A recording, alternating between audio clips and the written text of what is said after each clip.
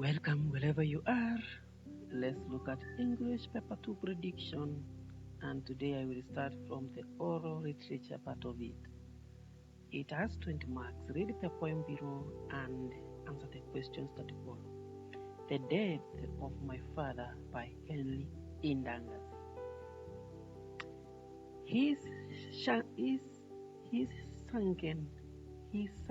cheeks, his inward-looking eyes, the sarcastic, scornful smile on his lips, the unkempt, matted gray hair, the hard, coarse, sandpaper hands spoke eloquently of the life he had lived, but I did not mourn for him. The hammer, the saw, and the plane, these were his tools and his damnation. His sweat was his ointment and his perfume. He fashioned dining tables, chairs, wardrobes, and all the wooden loaves of colonial life. No, I did not mourn for him.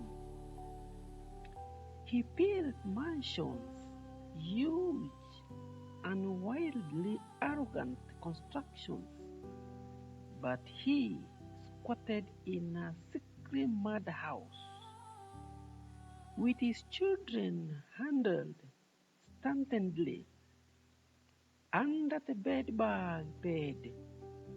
he shared with mother. I could not mourn for him.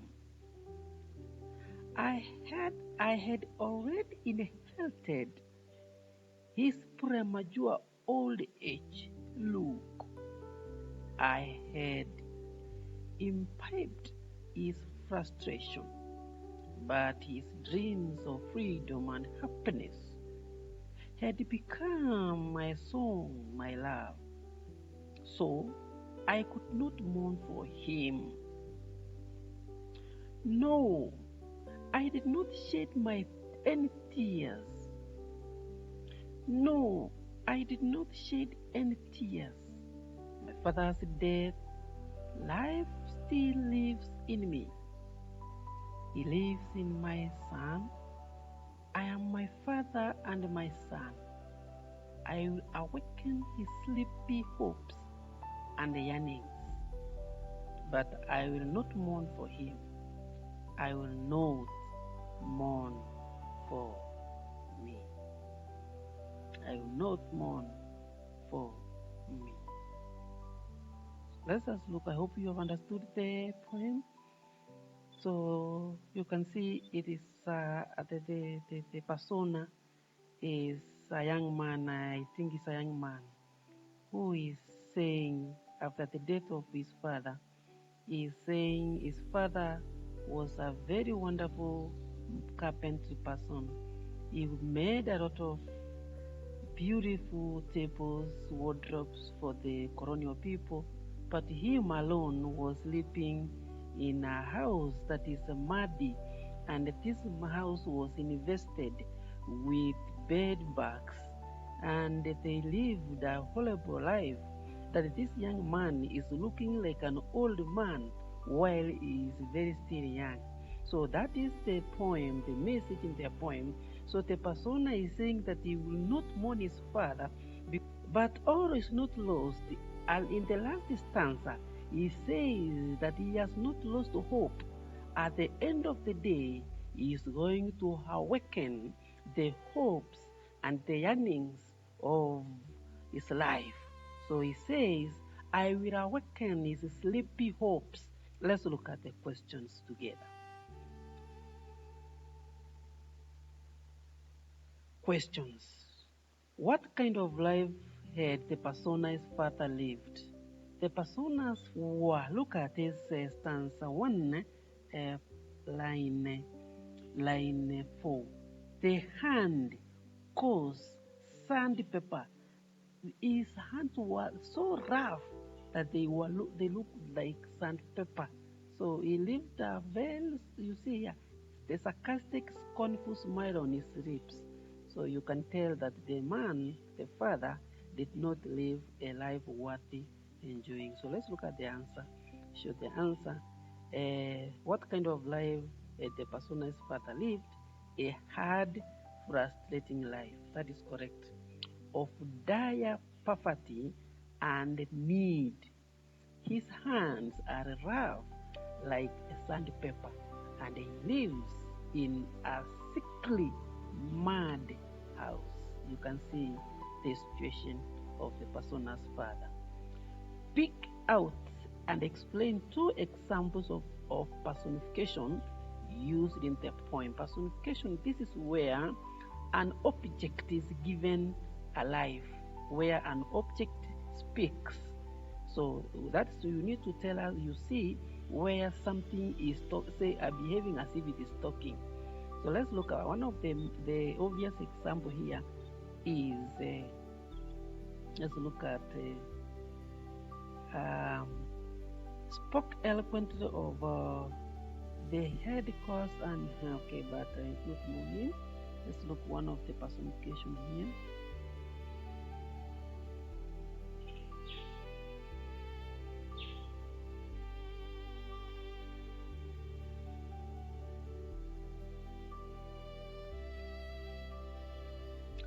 Hands spoke eloquently. Is it possible that the hands can speak? No.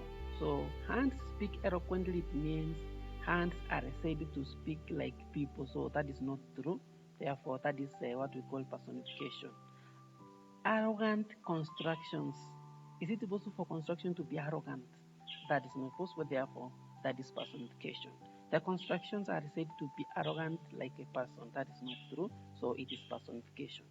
Sickly madhouse. Is it possible that a madhouse can be sick? No.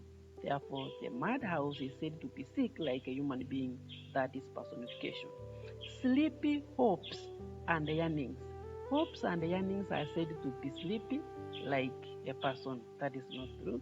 Okay, that is personification. Therefore, those are examples of personification in the poem. Explain the contrast in the second stanza. Explain the contrast in second and third stanza. The contrast. There is a contrast there. So, like, what is the contrast in the second and the third stanza? The sharp contrast between wealth and comfort. The person's father worked so hard to produce for the colonials, and the abject poverty he lived in with his family. So that is the contrast. The person is working for wealthy people, people living with comfort, but for him, he lives in abject poverty, and his family cannot get the basic needs they need. Therefore, that is the contrast that is there in paragraph or in stanza 2 and stanza 3. Cite one other stylistic device used in the poem and explain its usefulness. Stylistic. So here you can look at alliteration, look at even irony, repetition, those are metaphor, those are the stylistic devices that are being used in a poem. So here we have repetition of the idea of not mourning the father. It helps show how alive the father's hope and dreams are still alive, that his dreams are not dead. His dreams are not dead. Metaphor, sandpaper hands, shows how rough, coarse the hands were, suggesting that carpentry work was very difficult. Alliteration, paid, bag, bed, that is alliteration, gives the poem or the stanza a musical quality, makes it musically. Therefore, that is those are the stylistic devices used. And so you give N1 and you get your marks. You give N1. Explain the meaning of the last two lines of the poem in relation to the rest of the poem. The last two lines. Let's look at the last two lines. The last two lines. But I will not mourn for him. I will not mourn for me. I will not mourn for me. So those are the last two lines in the last stanza, in the last paragraph. So let's look at what does it mean.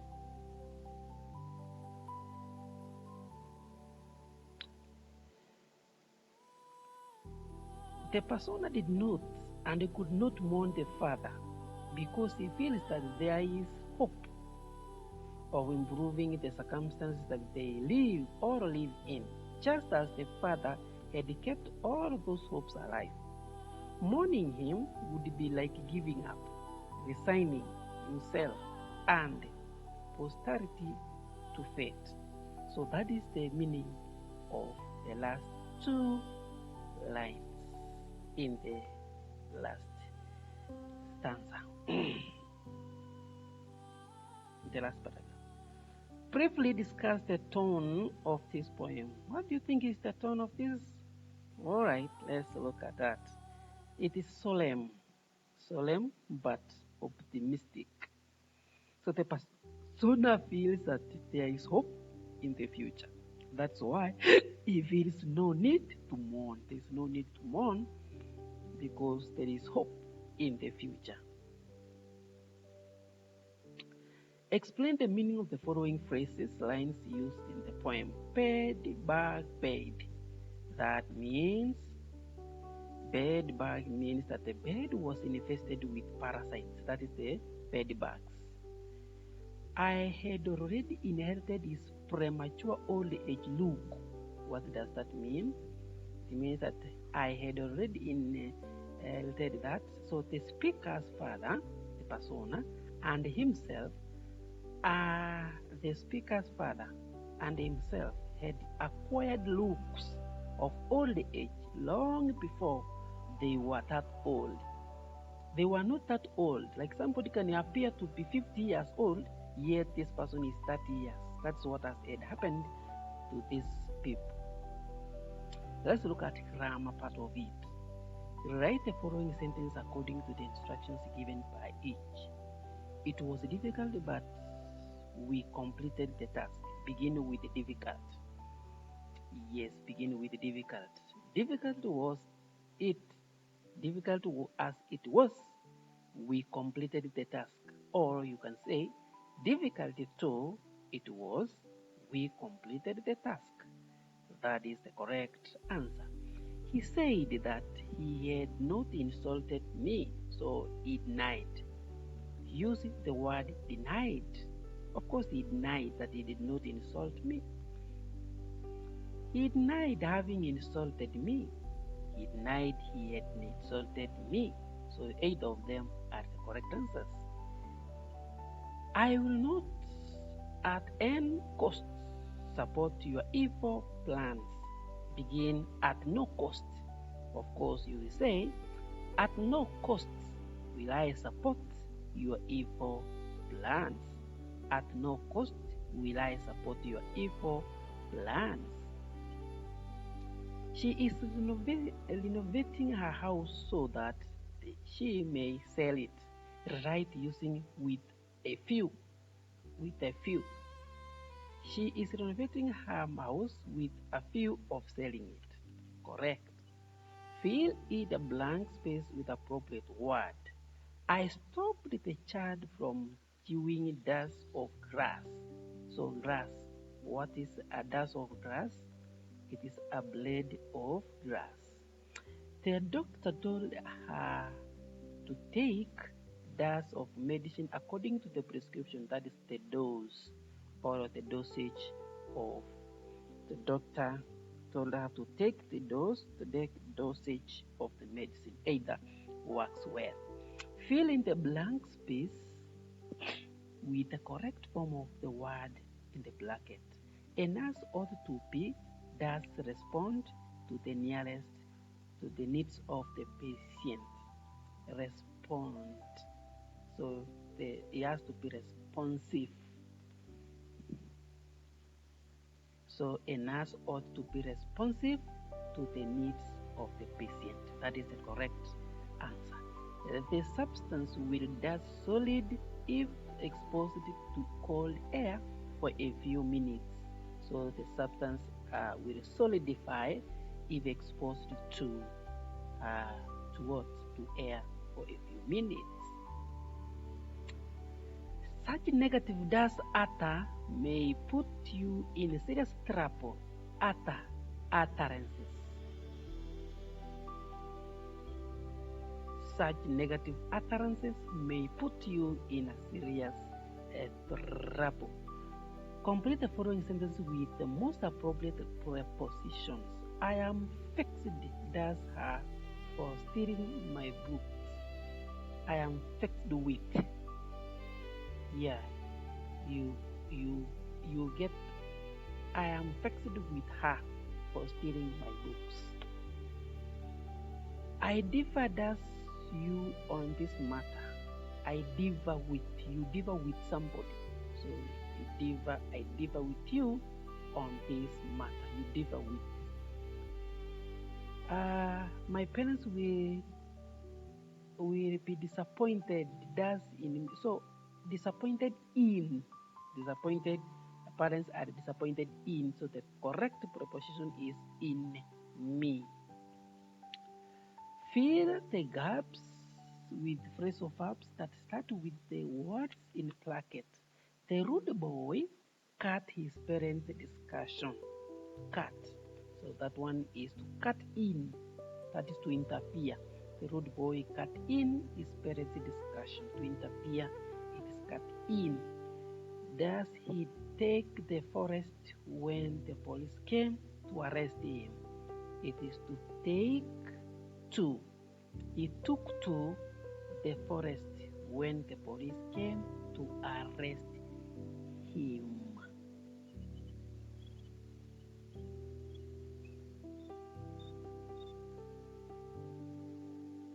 Lastly, the soldiers think they are about to make a dance break in search for the organizers of Ngoma killings.